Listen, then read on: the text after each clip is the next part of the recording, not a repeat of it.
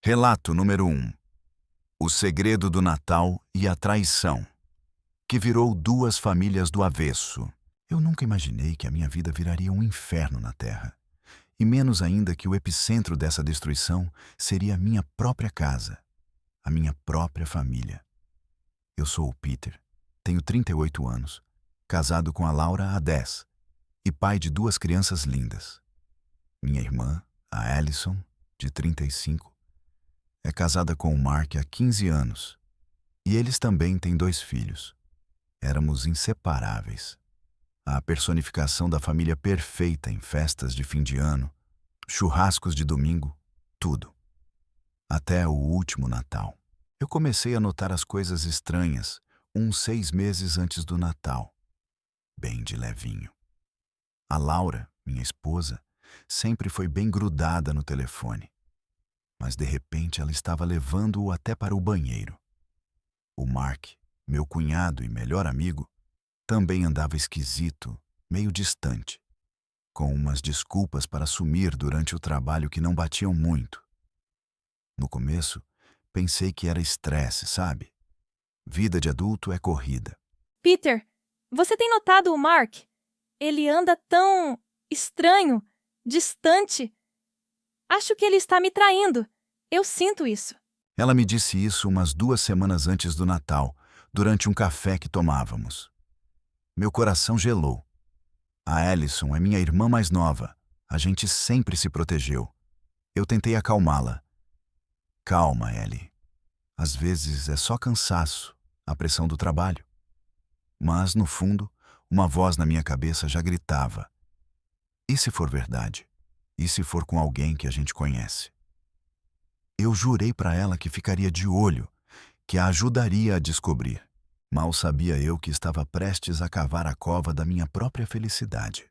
Cara, Peter, você não vai acreditar na bronca que peguei hoje. O chefe pirou por causa do relatório. Tive que ficar até tarde. Era a voz do Mark no telefone, quando eu o confrontei sutilmente.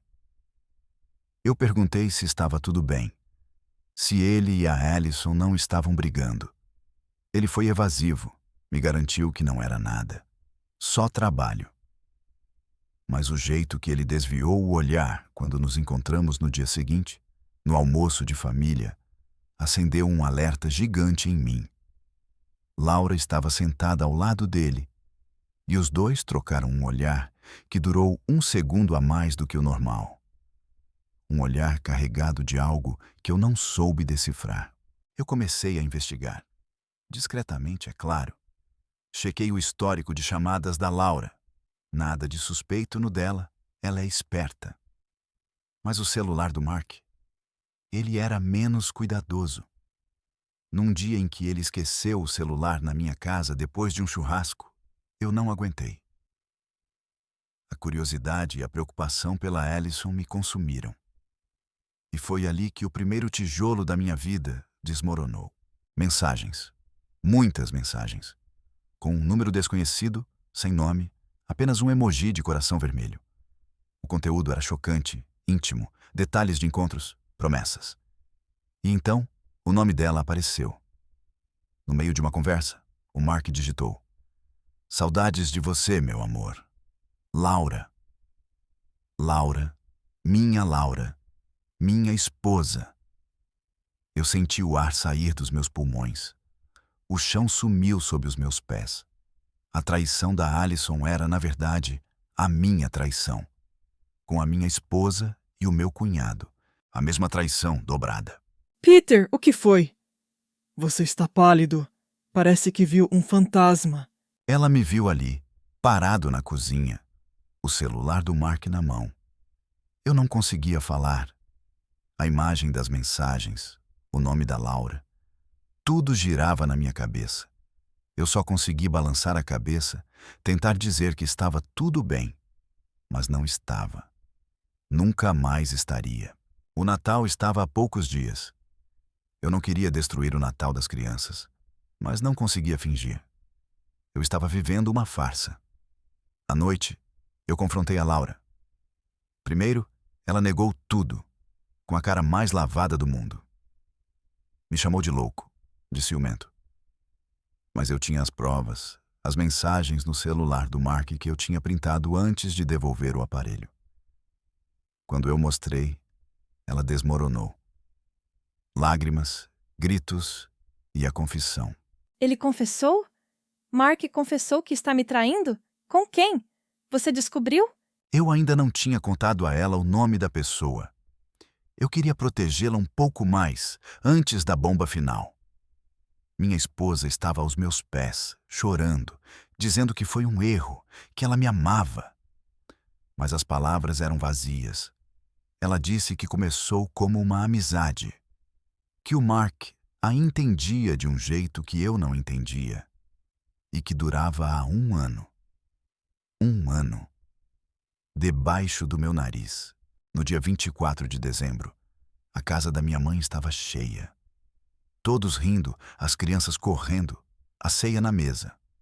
Mark e Allison estavam lá, Laura e eu também. Era insuportável. Eu não conseguia olhar para Laura sem sentir nojo, nem para o Mark sem sentir raiva, nem para Allison sem sentir pena, e a culpa de ainda não ter contado a verdade completa. No momento da troca de presentes, depois que as crianças já estavam dormindo e a maioria dos parentes já tinha ido embora, só a família mais próxima restava. Nossos pais, a Allison, o Mark, eu e a Laura. Eu não aguentei mais. Eu tenho um presente especial para vocês hoje, eu disse, a voz trêmula. Todos olharam para mim, curiosos. Laura me olhou com pavor. Mark empalideceu. O que você está aprontando, Peter? Seu presente misterioso é sempre uma pegadinha. Calma, Peter. Deixa de ser doido. Não é uma pegadinha, Mark. Eu respondi, com uma frieza que nem eu sabia que tinha.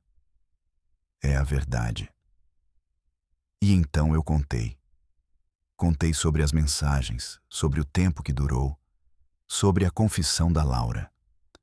A voz da Allison, quando entendeu, foi um grito de dor misturado com raiva.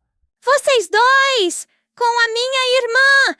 Mark, como você pode? Laura, sua vádia! O caos se instalou. Minha mãe tentou intervir, meu pai. Mas era tarde demais. Allison estava histérica, atacando a Laura. Mark tentou segurar a Allison e eu, cego de raiva e de tristeza, o empurrei. Você não sabe de nada, Peter. Você não entende o que aconteceu. Nós tínhamos que fazer isso. Fazer o quê, Mark? Eu gritei de volta, enquanto a Allison chorava descontroladamente nos braços dos meus pais. Trair nossas famílias, destruir nossas vidas. Não é sobre traição, Peter. É sobre o passado. É sobre a nossa filha. O salão congelou. Ninguém entendeu. Minha cabeça girava. O que ele estava falando? Filha? Que filha, Mark? Do que você está falando? Você tem uma filha com outra pessoa? É isso? Não, Allison, não é com outra pessoa. É com a Laura, nossa filha. Minha Laura e meu Mark. Eles tinham uma filha juntos? Antes de mim? Antes da Allison? Aquilo era um pesadelo dentro de outro pesadelo. Laura, que até então estava em choque, começou a chorar mais ainda, um choro de desespero. Foi então que a verdade mais cruel e insana, veio à tona. Laura e Mark tiveram um relacionamento na adolescência, antes de eu e a Allison entrarmos na vida deles. Eles tinham cerca de 17 anos quando a Laura engravidou. Meus pais, a família de Mark, todos sabiam. Eles eram muito jovens, sem condições. As famílias decidiram esconder a gravidez. A Laura foi morar com uma tia distante, fingindo intercâmbio. Eles entregaram a criança para adoção. Vocês entregaram a nossa filha para adoção? Não, Allison, não. A nossa filha, minha e da Laura, ela não é sua irmã. Ela é a filha da Laura. O baque foi tão forte que eu senti meu corpo fraquejar. Então, a Laura não era minha irmã biológica? Minha esposa não era irmã do meu cunhado? E eles tiveram uma filha que foi dada para adoção e ninguém nunca me contou? Ninguém nunca contou para a Allison? Eles explicaram que as famílias concordaram em nos casar, eu com a Laura e a Alison com o Mark, para apagar o erro, para que a história da gravidez adolescente sumisse, para manter a imagem. Eles acharam que, se casando dentro da família, a proximidade seria menos suspeita e a história morreria. As famílias eram vizinhas, muito unidas. Nossos pais arranjaram tudo, manipulando nossas vidas desde sempre. E por 15 anos funcionou. Mas no último ano, eles reencontraram a filha. Ela os procurou. E o contato com ela, a dor de ver a criança que eles entregaram, reacendeu o amor antigo, a culpa, o desejo de serem uma família. O caso deles não era só uma traição carnal. Era a tentativa desesperada de resgatar o que haviam perdido.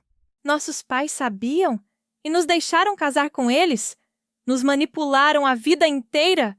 A voz da Alison era de puro horror. Meus pais, que estavam em choque com a revelação pública de um segredo tão bem guardado, finalmente se pronunciaram, com vergonha, tentando justificar que era pelo nosso bem, para nos dar uma vida estável. Pelo nosso bem? Eu gritei, minha voz embargada. Vocês destruíram nossas vidas para proteger a imagem de vocês. Vocês nos mentiram, nos usaram como fachada. Minha vida toda, uma mentira. Minha esposa, não minha irmã de sangue, mas minha esposa que traía com meu cunhado, que não era meu cunhado, mas sim o pai da filha dela, que era minha filha de coração, mas não de sangue. Meu mundo se desfez em 1000 pedaços naquela noite de Natal. O silêncio que se seguiu foi ensurdecedor, quebrado apenas pelo choro compulsivo da Alison e da Laura. Eu não sabia o que era mais doloroso: a traição, a mentira de anos, ou a existência de uma filha que eu nunca soube que tinha, mas que sempre foi a filha deles. E agora? O que fazer? Como reconstruir algo em cima de tanta falsidade e dor? Eu juro, eu só queria acordar desse pesadelo. Mas eu sei, com uma certeza fria, que esse pesadelo estava apenas começando. Relato número 2. A teia incestuosa que desfez minha família. Eu nunca pensei que a minha vida perfeita, aquele quadro de família feliz que eu pintava com tanto carinho na minha mente, fosse se desintegrar em pedaços tão pequenos e sujos. Mas aconteceu. E a verdade é tão grotesca que ainda me sinto enjoado só de pensar. Tentei manter tudo escondido, mas a podridão é grande demais. Eu preciso desabafar e talvez vocês, estranhos da internet, possam me dizer se eu sou o babaca por querer que tudo queime. Tudo começou há uns 6 meses. Eu e Alison estávamos planejando o nosso casamento. A vida era uma maravilha. Meus pais, Ana e José, sempre foram o pilar, o exemplo de um casamento sólido. Minha irmã, Carolina, 3 anos mais nova que eu, era a minha melhor amiga, confidente, e uma das madrinhas de Alison. E tínhamos o tio Ricardo, irmão da minha mãe, um sujeito solteirão, meio lobo solitário, que sempre foi o tio legal das reuniões de família. Ele era mais ou menos da idade dos meus pais, mas nunca casou, e sempre foi um pouco excêntrico, mas um cara de coração bom, ou pelo menos eu achava. Comecei a notar umas coisas estranhas entre a Carolina e o tio Ricardo. Olhares que se prolongavam demais, sussurros em cantos da casa durante os almoços de domingo. Carolina, que sempre foi super aberta comigo, começou a ficar reservada, o celular sempre virado para baixo. Eu tentava puxar assunto, perguntava se estava tudo bem, se tinha algum namorado novo. Mas ela desconversava, dizia que era só estresse do trabalho. Eu não acreditei, mas deixei passar. Tentei não ser o irmão superprotetor chato. Você me disse que ela parecia diferente, Peter. Lembro de você comentando sobre a Carolina e o Ricardo no churrasco do mês passado. Você já sentia algo. Aqueles olhares que você mencionou, eu também vi, mas achei que era só a proximidade familiar, sabe? Não parecia nada demais na hora. Exato, Alison. No começo, a gente tenta justificar. Mas as coisas escalaram. Uma noite, eu tinha esquecido uns documentos importantes na casa dos meus pais e voltei para pegar. Eles estavam viajando. Então a casa estava vazia, ou assim eu pensava. As luzes estavam apagadas. Mas eu vi um carro estacionado umas quadras antes da minha casa, meio escondido. E era o carro do tio Ricardo. O coração já deu um salto.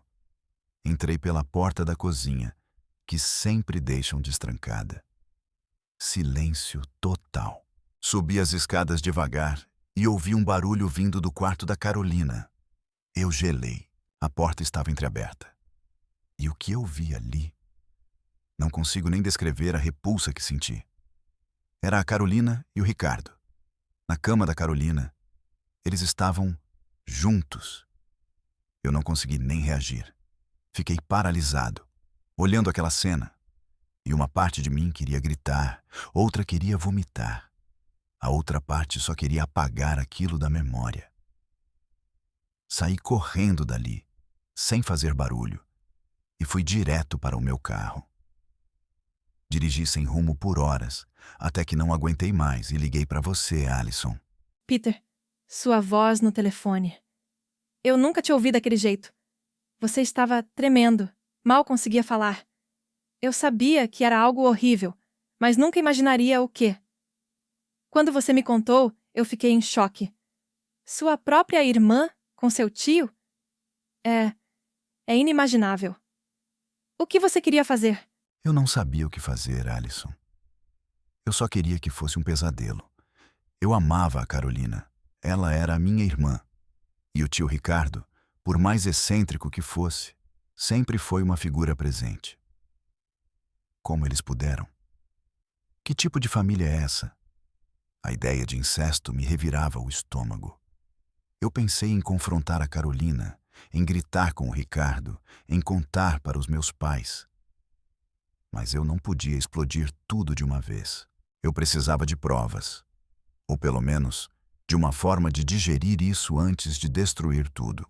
Nos dias seguintes, eu evitei a Carolina. Alison tentou me acalmar, me fez respirar. Ela disse que precisávamos conversar com a Carolina, que talvez houvesse uma explicação. Uma explicação para o incesto? Eu duvidava. Mas eu sabia que tinha que ter a conversa. Numa tarde, chamei a Carolina para um café, sem a Alison, para que ela se sentisse mais à vontade, se é que isso era possível. Eu comecei a conversa de forma neutra, perguntando sobre a vida dela. Ela estava mais pálida do que o normal, parecia tensa. E então eu joguei a bomba. Perguntei diretamente sobre o Ricardo. Carolina, você está tendo um caso com o tio Ricardo? O rosto dela empalideceu, depois ficou vermelho de raiva. Você foi corajoso de confrontar ela assim. Eu teria tido medo do que ela poderia fazer ou dizer. Ela negou tudo, Alison. Disse que eu estava louco, que era uma fantasia da minha cabeça. Que eu estava com ciúmes porque ela estava passando mais tempo com o tio Ricardo, ajudando ele com os problemas de herança da avó. Era uma mentira descarada. E ela sabia que eu sabia. A discussão escalou rápido. Ela começou a chorar, me acusou de invadir a privacidade dela, de querer arruinar a vida dela. Eu disse que vi com meus próprios olhos. E foi aí que a coisa piorou. Ela me olhou com um desprezo que eu nunca vi. Você não sabe de nada, Peter. Você não tem ideia do inferno que é a minha vida. E ela saiu correndo, me deixando sozinho, sem respostas, mas com mais perguntas. O inferno que é a vida dela? O que ela estava querendo dizer? Era chantagem? Era algum tipo de vingança? Eu não conseguia parar de pensar. Aquele comportamento, a negação, a raiva. Não era só vergonha. Era algo mais profundo. Alison e eu decidimos que precisávamos investigar, por mais horrível que fosse. Eu comecei a vasculhar algumas coisas antigas na casa dos meus pais, em segredo. Cartas velhas, álbuns de fotos, documentos. Eu sentia que estava violando a privacidade da minha própria família. Mas a imagem da Carolina e do Ricardo não me saía da cabeça. E foi então que eu encontrei. Numa caixa antiga de fotos da minha mãe, lá no fundo do armário. Fotos da minha mãe, Ana, muito mais jovem, com o tio Ricardo. Eles estavam juntos em várias fotos, abraçados de um jeito que não era de irmãos. Em uma delas, ele a beijava, e ela parecia feliz. Não era um beijo fraternal, era um beijo de amantes. O que diabos era aquilo? E tinha uma carta antiga, amarelada, guardada entre as fotos. Da minha mãe para o Ricardo. Eu me lembro de cada palavra. Era uma carta de amor. Falava sobre um segredo, um amor proibido, e como eles teriam que viver à sombra para proteger os frutos do seu amor. Frutos do seu amor. A cabeça começou a girar. Eu mostrei para Alison. Ela ficou tão chocada quanto eu. Aquilo não fazia sentido. Meus pais sempre foram um casal modelo. O que diabos estava acontecendo? Eu comecei a ligar os pontos. O tio Ricardo nunca casou. Minha mãe e ele eram muito próximos. A Carolina e ele. E a frase, frutos do seu amor. Uma ideia horrível e absurda começou a se formar na minha mente. Não podia ser. Peter, quando você me mostrou a carta, eu senti um frio na espinha. Parecia que estávamos desvendando um crime. Aquele termo, frutos do seu amor, era muito específico. Nós dois sabíamos o que aquilo implicava, mas era tão surreal que tentávamos empurrar a ideia para longe. Eu não conseguia empurrar para longe. Eu tinha que saber. A única pessoa que poderia me dar as respostas era o próprio tio Ricardo. Eu o chamei para uma conversa. Não quis encontrá-lo na casa dos meus pais, nem na minha. Marquei em um café neutro. Ele chegou sorridente, com a mesma camisa de sempre, sem saber o que o aguardava. Eu não perdi tempo. Joguei a carta e as fotos na mesa. Os olhos dele arregalaram. O sorriso dele murchou. O sangue sumiu do rosto. Eu perguntei: "O que é isso, Ricardo? Que segredo é esse que você e a mamãe têm? E o que a Carolina tem a ver com isso?" Peter, meu Deus, onde você achou isso? Isso não importa. Importa o que está escrito aqui. Frutos do seu amor. Ricardo, a Carolina e você. O que está acontecendo? Vocês são irmãos. Isso é doentio. Ele fechou os olhos, respirou fundo e, quando abriu, os olhos estavam marejados. Peter, não é o que você pensa, quer dizer. É, mas é mais complicado. Muito mais complicado. Me diga. Me diga a verdade, Ricardo. Toda a verdade. Carolina está grávida. O bebê é meu. A essa altura, eu já estava tonto. Carolina está grávida? E é seu. Você é o tio dela. Isso é uma abominação. Eu sei, Peter. Eu sei. Mas não é só isso. É a sua história. É a história de vocês dois. Ele hesitou, olhando para a carta de novo. Ele parecia um homem que carregava um fardo pesado demais para os ombros. A voz dele era quase um sussurro. Eu não sou só o seu tio, Peter. Eu sou o seu pai. E o pai da Carolina também. O mundo ao meu redor parou. O café, o barulho da rua, as pessoas conversando. Tudo silenciou. Eu olhei para ele, para o homem que eu chamava de tio, e ele disse que era meu pai. Eu senti como se estivesse me afogando, sem ar, sem chão. Eu não conseguia falar.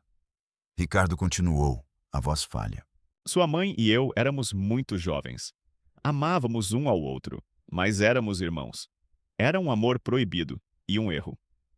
Quando sua mãe engravidou de você, o pânico tomou conta.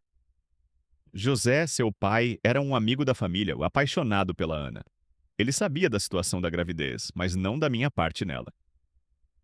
Para salvaguardar a reputação dela e a família, José aceitou ser o pai. Ele aceitou te criar como filho dele.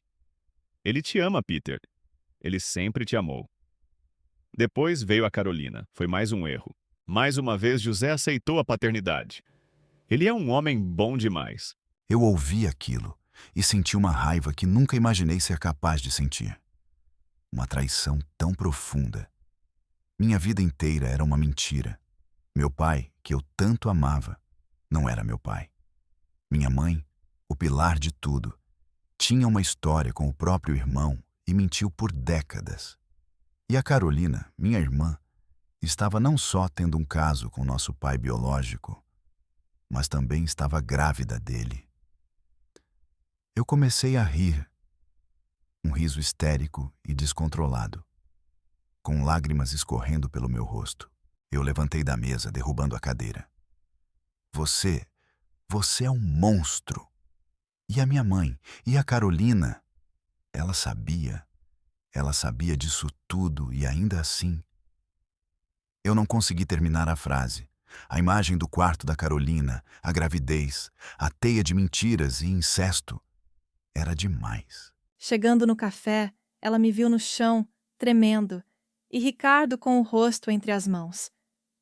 Peter, o que aconteceu? Meu amor, o que ele te disse? Olhei para Alison, os olhos vermelhos e cheios de ódio e dor. Ele é nosso pai. Alison, o Ricardo é o pai da Carolina e meu. A mamãe e o tio Ricardo. Nós somos filhos deles. E a Carolina está grávida dele. Grávida do próprio pai. Alison arregalou os olhos e levou as mãos à boca, em choque. Meu Deus! Peter, isso é... Ricardo Mark II levantou a cabeça, o rosto coberto de lágrimas. Eu sinto muito, Peter. Eu sinto muito por toda a dor. Sua mãe me fez prometer que nunca contaria. Mas a Carolina descobriu, há uns 2 anos. E ela se aproveitou da situação. Ela me chantageou, Peter. Ela queria dinheiro, poder. Ela sempre foi manipuladora. E quando ela descobriu que eu era o pai biológico dela, ela usou isso contra mim. Ela me seduziu. E eu, fraco, caído em desgraça, cedi. Eu sei que não tem desculpa. É um horror. Mas ela me levou por um caminho sombrio. A confissão do Ricardo só adicionou camadas de repulsa. Carolina, a minha irmã, não era apenas uma vítima. Ela era uma manipuladora, uma chantagista. E agora, grávida. Grávida de um pai e irmão. Tudo era sujo, doentio, distorcido. A minha família era uma aberração. Eu não sei o que fazer agora. Meus pais, Ana e José, estão de volta. José, o homem que me criou, que me ensinou a jogar bola, a andar de bicicleta, que me deu conselhos sobre a vida, não é meu pai. E minha mãe que eu idolatrava. Ela viveu uma mentira por décadas, com meu pai biológico sendo seu próprio irmão. E a Carolina... a Carolina... Ela se tornou a personificação de todo o horror. Eu não consigo olhar para eles. Não consigo olhar para a minha mãe sem sentir nojo e raiva. Não consigo olhar para o José sem sentir uma pena esmagadora e uma dor ainda maior por ele ter sido enganado. E a Carolina, eu nem sei o que sentir por ela. Revolta, ódio, nojo, talvez um pouco de pena pelo caminho que ela escolheu. Minha vida está em ruínas. Meu casamento com Alison, que era para ser a celebração da minha vida, agora parece um palco de mentiras. Devo explodir tudo? Devo contar a José? Devo expor minha mãe e Ricardo? Devo enfrentar a Carolina e a gravidez? E o bebê? O que será desse bebê? Eu sou o babaca por querer que toda essa família podre seja desmascarada, não importa o custo. Minha cabeça dói. Eu só quero que a verdade venha à tona. Mas a verdade é tão feia. Me ajudem. Eu preciso de conselhos. Relato número 3. O bebê trocado e a família destruída. Eu ainda não consigo acreditar que estou escrevendo isso. Meu nome é Pedro, e minha vida, que parecia perfeita há apenas alguns meses, desmoronou em 1 milhão de pedaços. Eu estava noivo da Alison, o amor da minha vida, e meu irmão, o Marcos, era meu melhor amigo, meu padrinho de casamento. Nós éramos inseparáveis, os três, até que a bomba explodiu. Pedro, querido, você está com uma cara estranha. Aconteceu alguma coisa? É o estresse do casamento? Não, Alison, não é o estresse do casamento. É só um pressentimento. Nada demais. Eu estava realmente preocupado com a Alison ultimamente. Ela estava distante, esquiva. Atribuía a pressão dos preparativos, ou talvez aos hormônios, porque sim, ela estava grávida. Nossa pequena Rafaela estava a caminho. Relaxa, Pedrão. Alison está sensível. É normal nessa fase. Que tal a gente ir naquele barzinho hoje à noite? Esquecer um pouco as preocupações? Eu lembro daquele dia, Marcos. Você sempre foi meu confidente, meu parceiro de cerveja. Como eu pude ser tão cego? A gestação da Alison era motivo de pura alegria para mim. Sempre sonhamos em ter filhos. A data prevista para o nascimento, final de novembro, batia perfeitamente com a nossa lua de mel em fevereiro, quando a Rafaela foi concebida. Ou assim eu pensava. As primeiras rachaduras começaram a aparecer em pequenas coisas. Alison começou a ficar mais tempo no celular, mandando mensagens em voz baixa. Uma vez, peguei-a rindo de uma piada que não entendi. Perguntei quem era, ela desconversou, disse que era uma amiga do trabalho. E o Marcos? Marcos estava estranho também. Sempre ligava para a Alison quando eu não estava por perto, ou mandava mensagens que ela apagava rapidamente. Eu confiava nele cegamente. Achei que era coisa da minha cabeça. Paranoia pré-nupcial. Pedro, você está me olhando de um jeito estranho de novo. Tá tudo bem mesmo? Eu te amo, você sabe. Eu sei, Alison. Eu também te amo. Essa frase dela me dava um nó na garganta. Eu queria acreditar. Mas a semente da dúvida já estava plantada. Comecei a reparar nas datas. A médica marcou o ultrassom e, para minha surpresa, a estimativa da idade gestacional era um pouco diferente do que eu calculava. Alguns dias a mais, coisa pouca, pensei. Médicos erram. Mas a semente da dúvida virou um pequeno arbusto. A gota d'água veio na semana passada. Estávamos em um jantar de família para comemorar a gravidez. Minha mãe estava eufórica, meu pai emocionado. Eu estava tirando fotos de todo mundo, registrando o momento. Alison e Marcos estavam sentados lado a lado, rindo de algo. Tirei uma foto deles e, mais tarde, fui rever as imagens no meu celular. Na foto, a mão do Marcos estava sutilmente sobre a coxa da Alison. E ela não parecia se importar. Pelo contrário, estava sorrindo. Meu mundo parou. Que foto legal, Pedrão. A gente parece uma dupla de comediantes, né? A Alison com aquela barriguinha fofa. Eu fingi que estava tudo bem. Mas passei a noite em claro, revendo tudo. Os olhares, as piadas internas, o nervosismo da Alison quando eu perguntava sobre os atrasos dela. O que mais eu estava perdendo? No dia seguinte, eu peguei o celular da Alison enquanto ela dormia. Eu sei, foi errado, mas eu precisava saber. Fui até as mensagens, vasculhei tudo e encontrei uma pasta oculta com o nome de trabalho. Dentro não havia trabalho nenhum. Havia centenas de mensagens do Marcos. Fotos dele, fotos dela. Mensagens de amor. Mal posso esperar para te ver, meu amor. Essa barriga está linda, meu anjo. Mal posso esperar para te ter só para mim. E a pior de todas. Acha que ele desconfia da data? Temos que ser cuidadosos. O que você está fazendo com o meu celular, Pedro? Eu não esperava que ela acordasse. Meus olhos estavam embaçados de lágrimas. O celular tremia nas minhas mãos. Ela viu a tela, viu as mensagens. Seu rosto empalideceu. Eu quero a verdade, Allison. Agora. De quem é esse bebê? Pedro, por favor, não é o que você está pensando. É tudo um mal-entendido. Um mal-entendido? Mal posso esperar para te ter só para mim. Isso é um mal-entendido. E as fotos? E a data, Allison? A data. A Rafaela pode não ser minha filha. Minha voz estava embargada, mal conseguia falar. Eu sentia como se o chão tivesse sumido sob meus pés. Pedro, eu posso explicar. Por favor, me ouça. Eu estava confusa. O Marcos é tão atencioso. A gente se aproximou demais. Foi um erro. Um erro que durou quanto tempo? Antes de me pedir em casamento? Antes da gente começar a planejar uma família? Sua confusão gerou uma criança. Uma criança que você me fez acreditar que era minha. Ela começou a chorar, desesperada.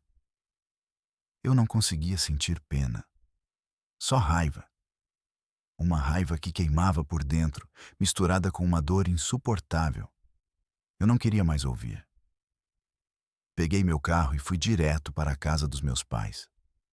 Marcos estava lá, como sempre, tomando café na cozinha.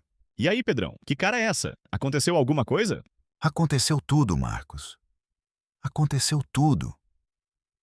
Eu joguei o celular da Allison na mesa, com as mensagens abertas. Ele pegou o aparelho, leu algumas, e seu rosto ficou branco. Ele olhou para mim, depois para o celular, e de volta para mim. Pedro, eu posso explicar. Explicar o quê, Marcos? Explicar que você traiu seu próprio irmão? Que você dormiu com a mulher que eu ia me casar? Que você pode ser o pai da minha filha? Minha voz se elevou, atraindo meus pais para a cozinha. Minha mãe, sempre tão calma, olhou para a tela do celular. Meu pai, meu exemplo de retidão, franziu a testa, sem entender. Entrando na cozinha dos meus pais, desesperada, com os olhos vermelhos e inchados. Pedro, por favor, não faça isso. Eu te imploro. Allison, fica quieta. Pedro, por favor, vamos conversar em particular. Não tem em particular aqui. Não tem mais segredos. Vocês dois me fizeram de idiota. Fizeram da minha família uma piada. Mãe, pai, vocês sabiam? Vocês viram algo? Minha mãe começou a chorar, cobrindo a boca com as mãos. Meu pai, com a voz embargada, disse que não, que eles não tinham ideia. Mas o olhar dele para o Marcos era de pura decepção. Eu quero a verdade sobre essa criança, Allison. Eu quero um teste de paternidade e eu quero vocês dois fora da minha vida. Para sempre. Pedro, não! Por favor, pense na Rafaela. Ela precisa de um pai. Ela precisa de um pai que a ame e que não seja um traidor. E eu não sou o traidor aqui. Eu sou a vítima. Eu não vou criar uma criança que pode ser fruto da traição de vocês dois, sem saber a verdade. Pedro, me perdoa. Eu fui um covarde. Eu me apaixonei pela Allison. A gente tentou parar, mas não conseguimos. A gravidez foi um acidente, eu juro. Mas eu amo a Allison e eu quero estar com ela. E se o bebê for meu, eu assumo. As palavras do Marcos ecoaram na cozinha. Meu irmão, meu melhor amigo, confessando seu amor pela minha noiva, na frente dos meus pais, no meio do que deveria ser o jantar de celebração da nossa família. Minha mãe soluçava. Meu pai estava em choque. Um acidente? Um acidente que vocês esconderam de mim por meses? Eu sinto nojo de vocês dois. Nojo de mim por ter sido tão ingênuo. Não existe perdão para isso. Nunca mais olhem na minha cara. Peguei o carro novamente, deixando para trás o caos que se instalara. A casa que antes era um refúgio de amor e família, agora era um campo de batalha de mentiras e traições. Minha mente estava um turbilhão. A Rafaela, minha pequena Rafaela, a única coisa pura e inocente em toda essa bagunça. Eu seria pai. Mas de qual forma? E como eu explicaria isso para uma criança? Os dias seguintes foram um inferno. Alison tentou me ligar. Marcos mandou mensagens. Meus pais tentaram intervir, pedindo calma. Mas não havia calma para ser encontrada. A família estava dividida. Alguns tios e primos que souberam da história se posicionaram. Alguns a favor do Marcos e Alison, acreditando em um amor que aconteceu. Outros indignados com a traição. O teste de paternidade foi feito. A espera foi agonizante. Quando o resultado chegou, meu coração parou. A Rafaela era 99,9% filha do Marcos. Pedro, eu sinto muito. Eu queria tanto que fosse seu. Eu juro que tentei te amar mais do que ele. Agora podemos ter a nossa família, Alison, juntos. Eu não respondi a nenhum deles. Que família? A família que eles destruíram? Meu irmão e minha ex-noiva queriam ter sua família com a criança que seria minha. A dor era física, como se tivessem arrancado uma parte de mim. Eu não perdi apenas uma noiva e um irmão. Perdi meu futuro, minha confiança e a ideia de família que eu carregava. Mudei de cidade. Rompi contato com a maioria da minha família, mantendo apenas um tio e uma tia que me deram apoio incondicional. Alison e Marcos estão juntos, criam a Rafaela. Eu vejo fotos dela nas redes sociais de meus pais de vez em quando. Ela é linda. A dor ainda é palpável.